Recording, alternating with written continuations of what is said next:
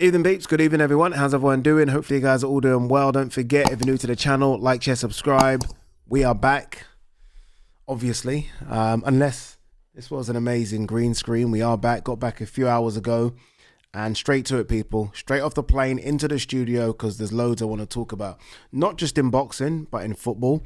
If you like your football, the link to my channel, Talking Football, is in the description below. Add OLADIPO Talks Football. Go and give it a watch. If you like it, hit that subscribe button. Loads of content coming on that channel in the next few days. Now that I'm back, I just feel a bit more like I got my mojo. It's always difficult to film away from me. I don't know why.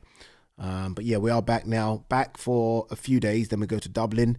But we are back in the country at least. All right, let's talk about the great Oleksandr Usyk, the unified heavyweight champion of the world. And for me, one of the greatest ever to lace them up. Not just in the heavyweight division, like any division. I think he's that special. He has outlined his final 3 fights. This is it. 3 more and we're done. I don't know if I necessarily believe him. I do think he could continue. If the money's right and there are big money fights out there, I think Oleksandr Usyk will start to cash in on those fights. But for now, he has said it's going to be Rico Verhoeven. We know that one, the kickboxer in Egypt. That's coming up next in May.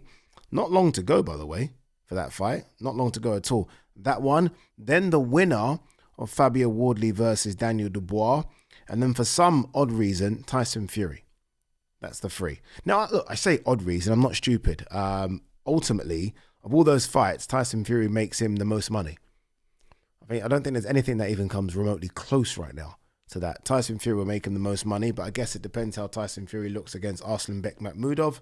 And then maybe if Tyson Fury has an AJ one, will Tyson Fury want to continue? Will he want revenge? I don't know. We'll get to that in the next 12 to 18 months because that's how far away that is. Let's talk about the middle one. Again, Rico, cool. People weren't happy about it. It's going to happen. Some people have argued that he deserves it. Some people like 1 second. It shouldn't be for a WBC title, blah, blah, blah, blah, blah. Let's not bore you to death.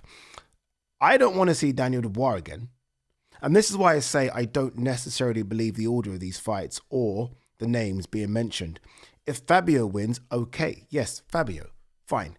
If Dubois wins, we don't want to see a trilogy with Dubois when you've stopped him in the first 2 fights. Makes absolutely no sense. Regardless if Daniel Dubois becomes heavyweight world champion and it's an undisputed, we've seen this undisputed play out already, and I think we all know how it's going to play out again. So we don't want it to be Daniel Dubois. Why is Agit Kabayel's name not mentioned? The current WBC interim heavyweight champion. Why is his name not mentioned? Why is he not getting an opportunity here? Like, that's really what it should be. It should be Rico, I think Kabayel, and then it should be if Wardley wins, so there's an asterisk there, if Wardley wins, Wardley. And then look, you want to have a fun fight with Fury to sail off into the sunset with bags of cash, fine, go and do it. But it should be that. But look, again, a lot can happen between now and then. I take that order with a pinch of salt because, again, if Dubois wins, we're not going to see a Dubois trilogy. I don't really want to see a Fury trilogy, even though the first 2 fights, I was there for both of them. It was fun. It was crazy. It was carnage. I mean, the build-up was fantastic. It was sensational. It's everything you want from a prize fight. And then the fights delivered. So I'm not necessarily mad at a Fury trilogy. Some people would argue and say, oh, it needs to be 1 all. Well, it doesn't need to be 1 all. It just needs to be fun fights. And him versus Fury would be a fun fight again. That being said, I would rather see him in with people that I've not seen him in with before. If this is the last lap of what's been an incredible fucking run from Usyk, can the last lap not be against fighters we haven't seen him in with before? That's why I say someone might kind of rise from the ashes here, so to speak. I mean, I can't wait to see what Moses Itauma is doing in 12 months. Moses Itauma takes on Jermaine Franklin end of the month. If he gets past him, as he should, then we should see Moses in the summer. And it should be like that in terms of an opponent jump, right?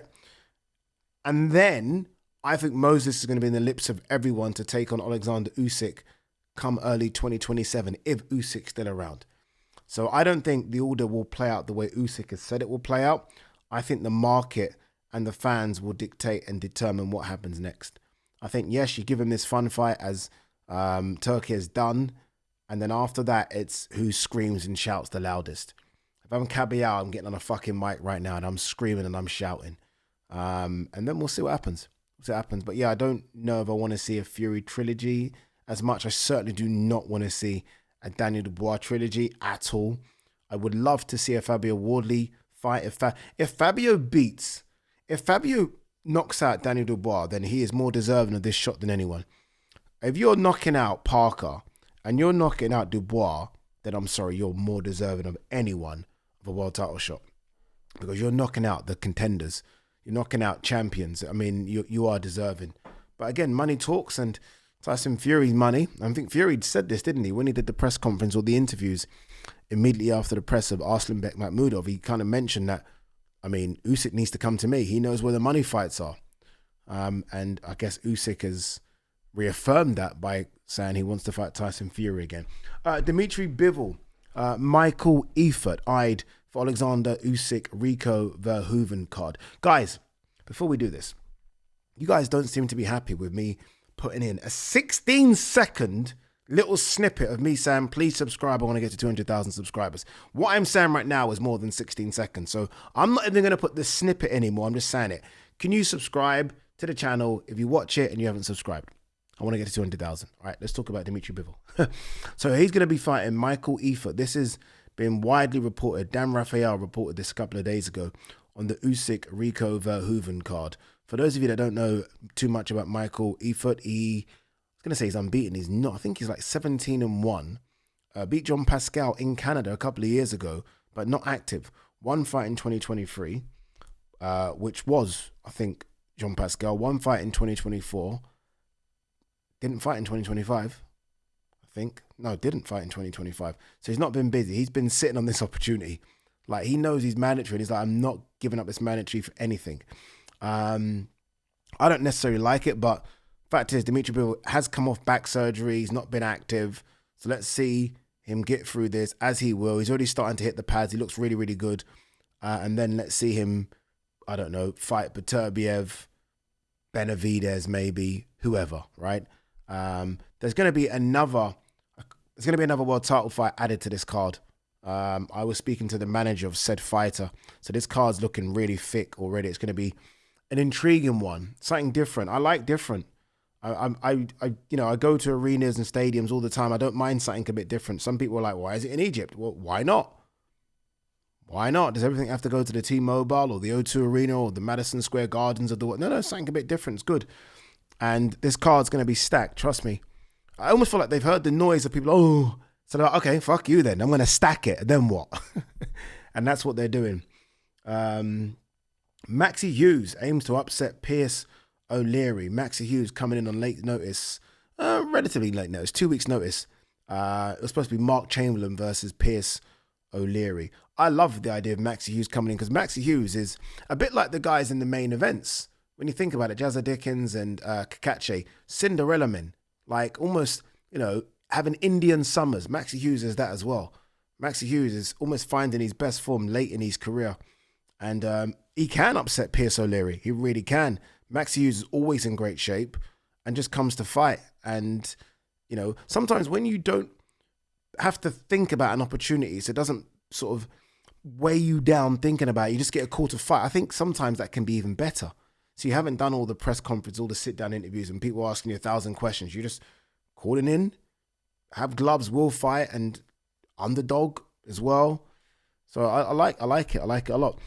Katie Taylor's promoter says he must deliver Croke Park for her finale. Interesting. Interesting. I was speaking to G-Man about this, and what's he saying? I think he was saying that the Aviva is more realistic because it's half the size. Let's have a look. How big is the Aviva? Aviva Stadium. Aviva is 51,000. Croke Park 80 or thereabouts. Big difference. It's a big difference. It's going from Wembley to Tottenham. It's a big, big difference. And you know what it is? It's not that Katie Taylor can't do it, but you do need a dance partner.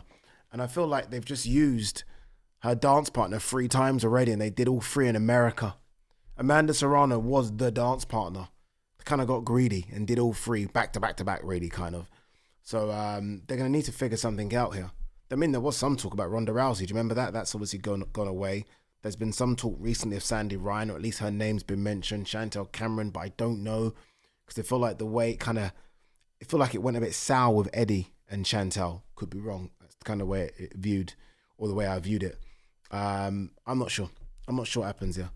But look, Chantel could be a great name. It's a trilogy, one apiece, makes sense. Sandy Ryan, okay. Maybe doesn't make as much sense. It's Chantel, and it might sound crazy, or it's Amanda again. I know, right? It's 3-0 already. Would you do it again? I don't know. All right, final one. Eddie Hearn doesn't want to work with manager Keith Connolly anymore. Well, I don't know. You kind of have to, because Keith's got a lot of good American talent. Richardson Hitchens is Keith. Edgar Berlanga is Keith. And a certain Conor Benn is Keith. So you might just have to work with them, Eddie. You might have to do it, Eddie. Might have no choice. All right, guys, girls, we're back.